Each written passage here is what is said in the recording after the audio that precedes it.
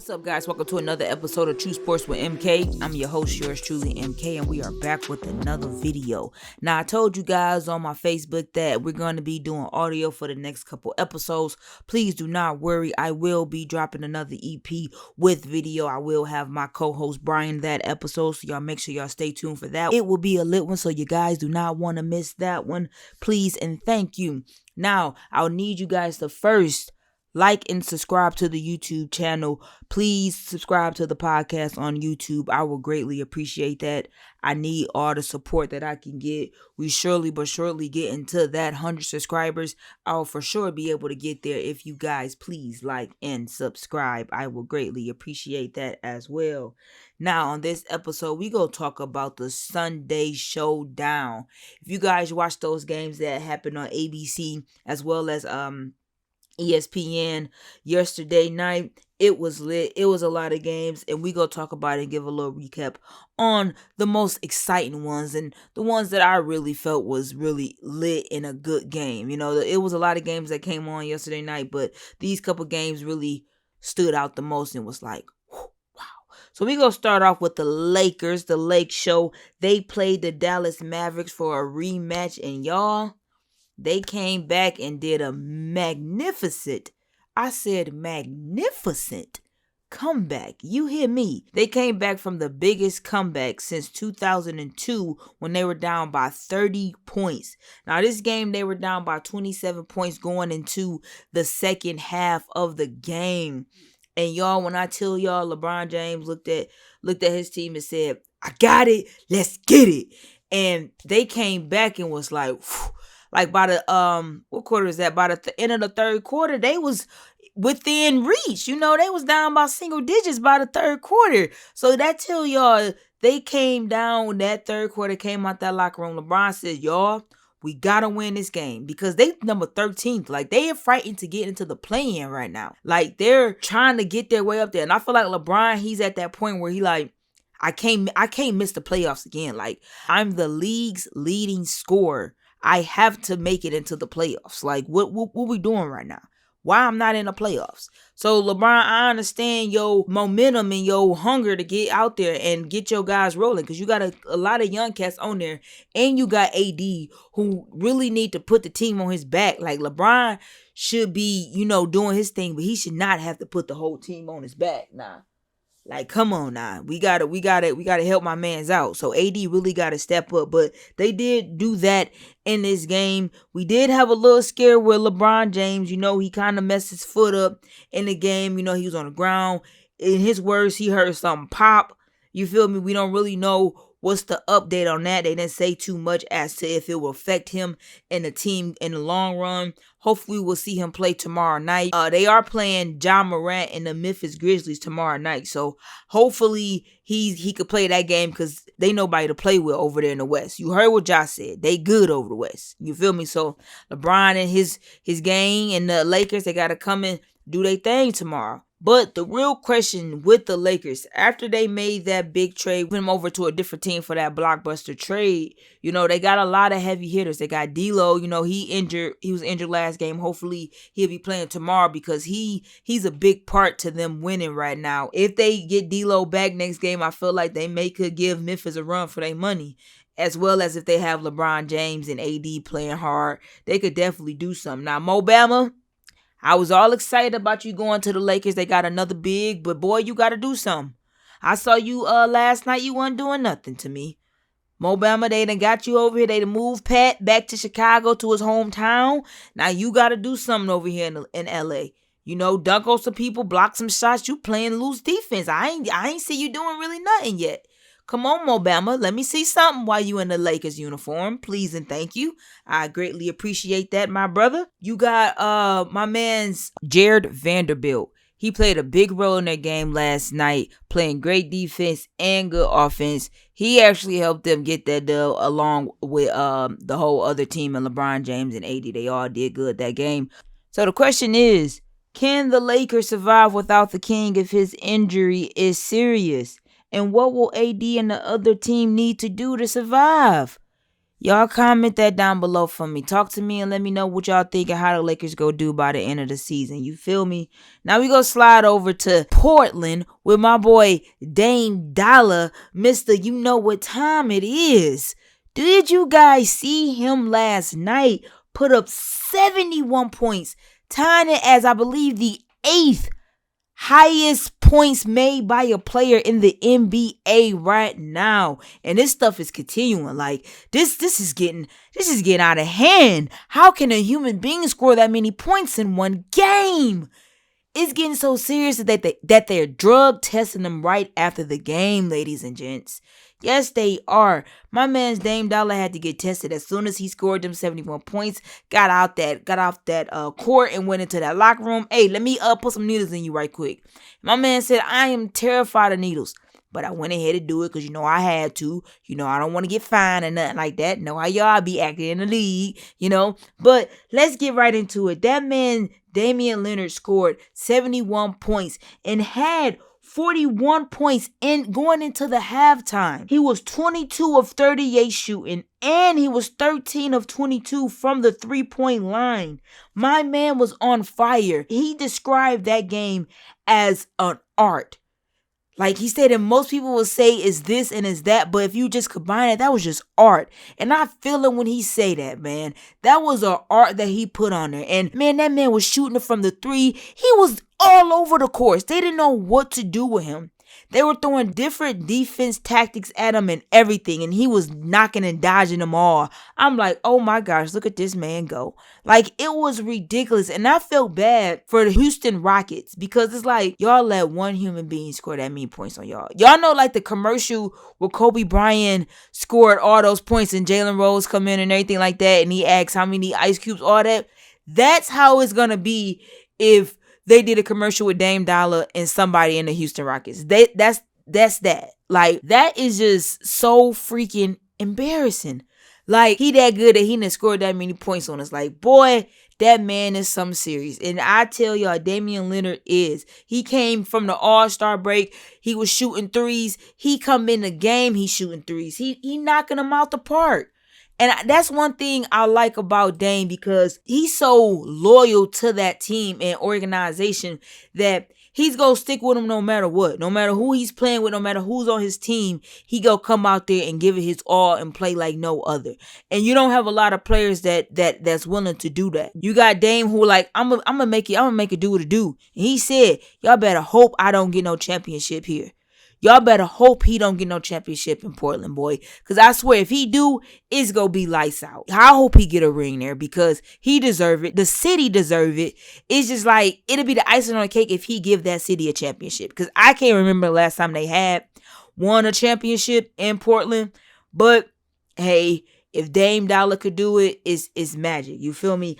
And he said while playing the game, he was not playing to get to 70 points. He was playing to keep the lead that they had along. So when his mindset, he's not worrying about how many points he's getting. He's worried about that score and making sure that they ain't catching up to them to where they'll have to go into OT or unfortunately even lose the game. He's also the oldest player to get 70 or more points at being 32 years old. Oldest player, guys, the oldest player. You would think LeBron James? No, it's Dame Dollar, the oldest person to score 70 or more points. You feel me? He also set Trailblazers franchise record as far as having the most points made by a player, as well as he set franchise record for the Houston Rockets as far as having a player score the most points on them. So he made franchise record on his team and the opponent team.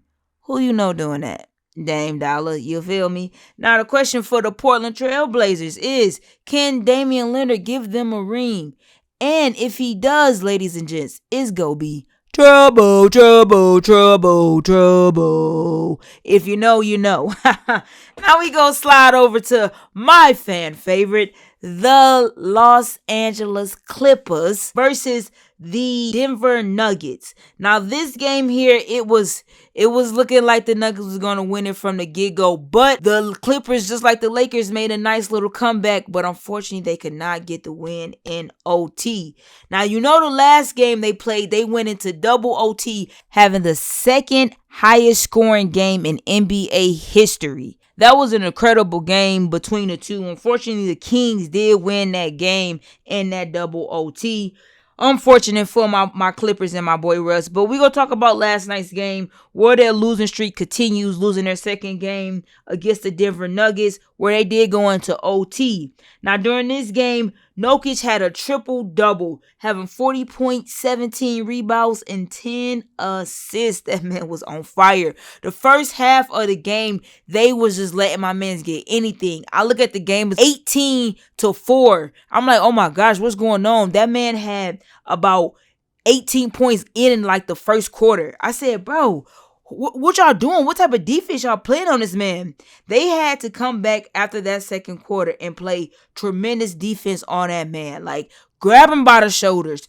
Put a body in front of him. They had to do everything to keep this man down. And that shows you how much an incredible player he is and how much of a hassle he is for the defense, because they have to bring 2 defenders, sometimes even 3, because you have to keep your hands up so you can dish it to somebody to where they'll make a 3. Because when I tell you guys, the 3 was on fire for the Denver Nuggets last night. It's like every time you threw them a ball, they shooting a 3 is going in. I said, oh my gosh, they on fire tonight. Like, it was ridiculous. It was like the 3-point contest in a basketball game. I said, will you guys please slow down? Now, Kawhi Leonard, he tried to help out the Clippers as much as he can. He had 23 points. He caught on fire a lot in that second half coming into the third quarter. That's where he got most of his points. Now, Paul George, he didn't do too good last night. You know, he wasn't shooting that well. I think he only had like about 20 points that game or so. He wasn't really that active like he was last game against the Kings, where he was shooting phenomenal from the 3 and from mid-range. But if you look at the game, they did go into OT. After being down by double digits, they did make a comeback into that third quarter and in the fourth quarter to make it into OT. What stood out the most to me and was really just like bothering and just like what's going on is when Coach did not put Russell Westbrook in the fourth quarter or in OT. Now, I can understand not the fourth quarter because the team had like a good little rhythm. You know, they was doing good and they made a comeback to get them to be able to possibly win this game. So my thing is, okay, OT, they got it. Put Russ in, fresh legs, bring that energy. Let's get this win. Let's get this dub. You keep him on the bench and you keep Eric Gordon in. No disrespect to my boy Eric Gordon. I'm glad, you know, he's on the team. He did good, you know, played a little well, but you got Russell Westbrook, who has 17 points, playing phenomenal. And God, honest truth, no point guard that was out there on the Denver Nuggets can guard Russell Westbrook if he goes at them. I promise you they couldn't. He rocking them like a baby the whole time he taking them down there. Coach, why not put him in? Fresh legs now. And what Russell Westbrook does is he bring that energy. If y'all feel like y'all down there, y'all feel like y'all not about to come back, he's gonna bring that energy to make you feel like, oh yeah, we got this. We about to go at it. You fail to put him in when you had the perfect chance to. The fourth quarter, I don't want to mess up this great rhythm we got going on. But that OT, oh hell yeah, Russ. Get your buddy here and do what you got to do and let's get this dub.